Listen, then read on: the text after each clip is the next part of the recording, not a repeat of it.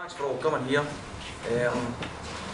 If you told me 3 years ago Chris would be reciting his poetry at the Edinburgh Festival, I wouldn't have believed you. But he was, and it is poetry that has earned him the money to make this evening possible. I drove Chris through to his first venue in Edinburgh only last year, and the night turned out to be very interesting.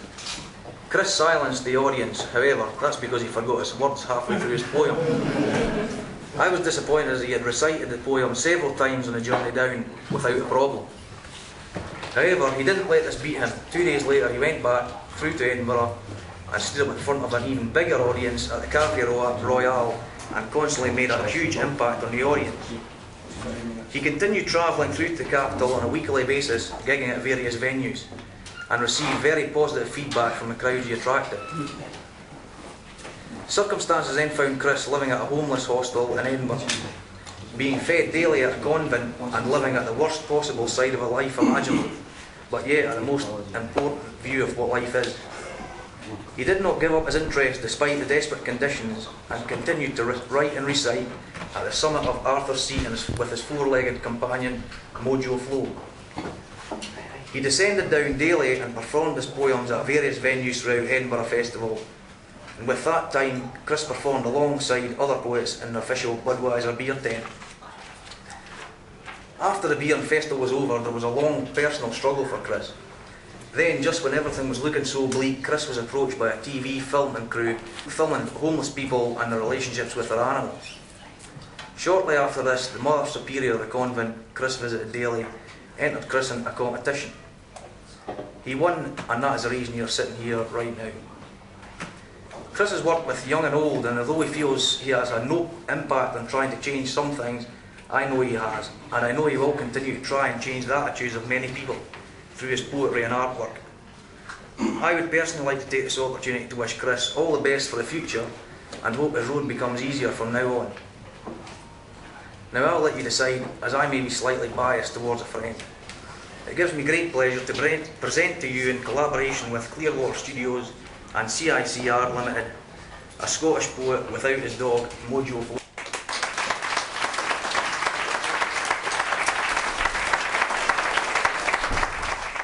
Sniper and the Slapper. Should really be called the Sniper, the Slapper and the Hypocrite.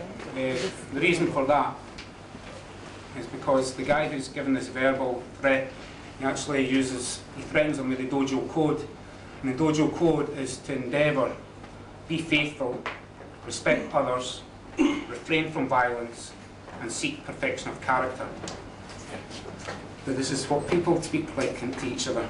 The Sniper and the Slapper. Oh, there's one more word, if you don't know, reaver. It's an old Scots term for plundering. And I don't get it wrong with the word reaper. Sniper and the Slapper. Oh, I'm going to have to growl of them.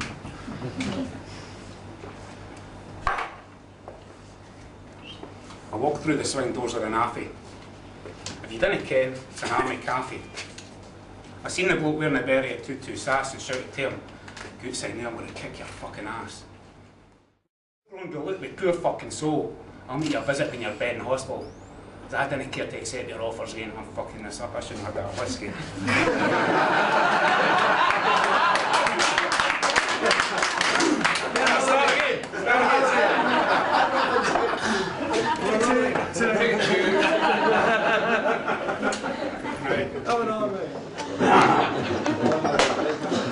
We can edit it, Chris.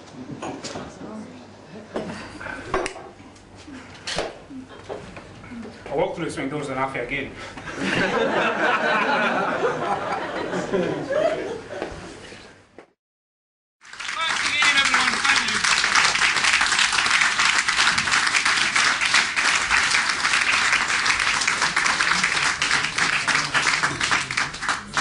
Thank everyone else as well. Not you, you were through from Edinburgh.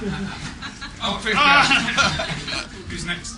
I'd like to thank everyone. Kev for the screens, Steve on camera, Amy on camera 1, Toby, Dek, Gav, Mark, Tam, and all yous. Thanks very much. And the bar staff.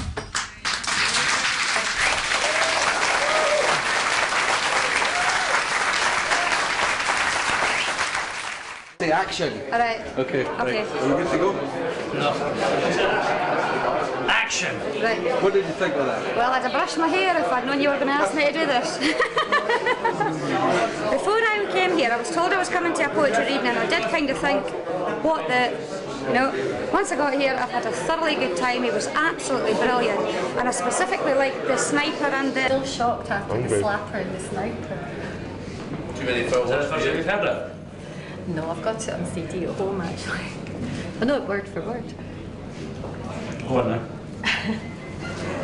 Oh, it's good, really enjoyed it. Excellent. Yeah, before. Yeah, I've seen him before. It's brilliant Edinburgh Festival. Oh, and look at the light. Yeah, look at Christmas Alive. Just tell us if it's what you expected in this.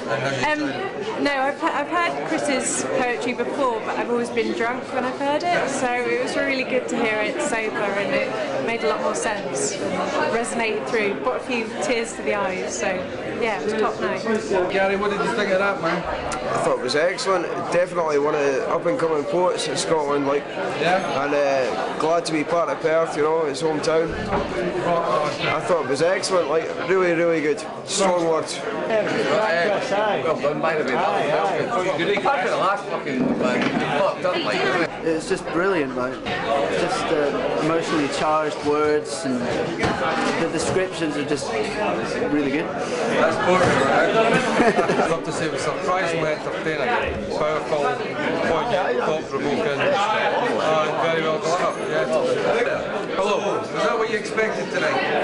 It was actually better than I expected. I've seen him perform before and it was much better. He's lost a lot of his anger and his rage, and I think it came across much more constructive than past performances, and I think it went down very well. And do you think the venue was good?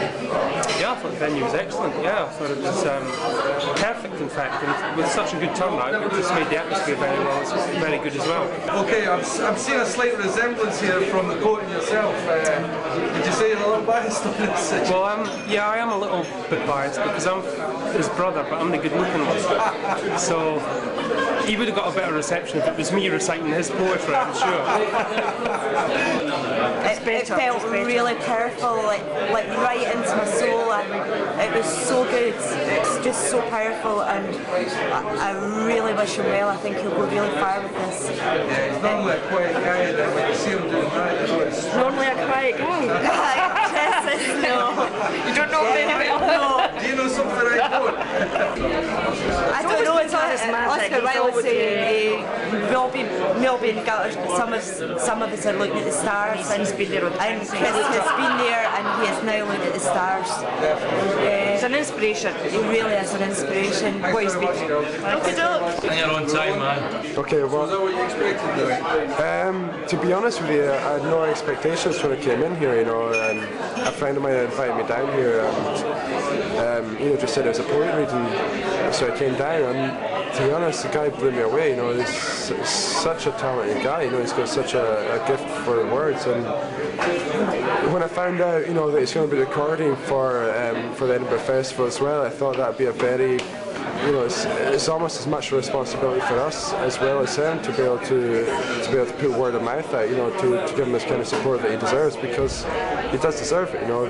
Some of the work that was coming out tonight was sublime, you know. It's so very powerful stuff, you know. You know, when you kind of come in with some of the poetry with that kind of emotion that does, you know, it grabs you straight away. That's a very powerful feeling to be able to, you know, to pull in people, man. And just fingers crossed for me. Enjoyed it? Yeah, I absolutely loved it, man. Remember his name, eh? No, I don't. Chris Campbell. Remember that name, Chris Campbell, man. You'll hear about it. I remember it now. Cool, cheers. She said to me